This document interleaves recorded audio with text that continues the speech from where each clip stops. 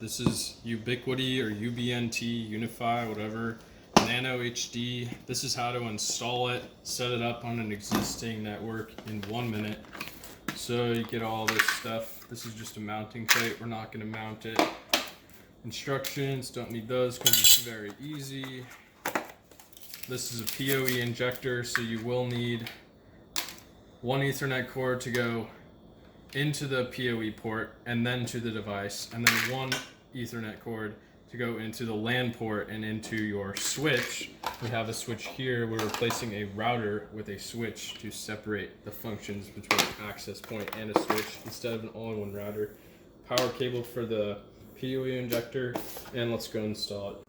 All right, so we have our PoE injector, power over Ethernet injector plugged in. We've removed this router.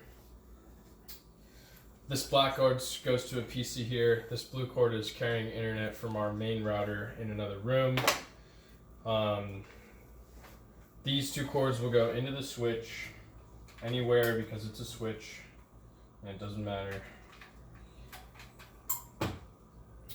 Now a cord will be needed from the switch to the power over Ethernet injector, and that goes in the LAN side.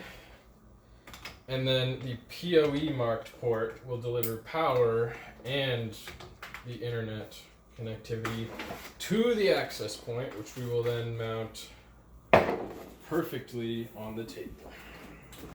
All right, is it recording? Yep. Cool. So the access point is turned on and it's waiting for adoption because it has the solid white light. It'll blink and then turn solid. So you need to go to the Unified Network app. That's what it's called now, at least.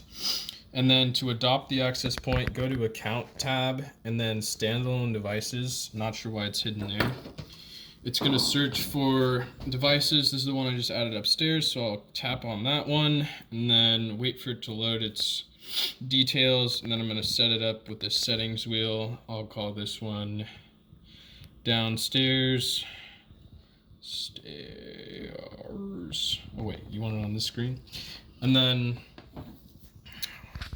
you'll set your settings. I'm gonna call it the same SSID or name as the top one with the same password, so devices should hand off between them automatically. It's up to the phone or laptop to decide which access point to connect to based on their signal strength. And that's how you do it. Apply the settings, it will reboot and make sure it has the latest firmware. You're done.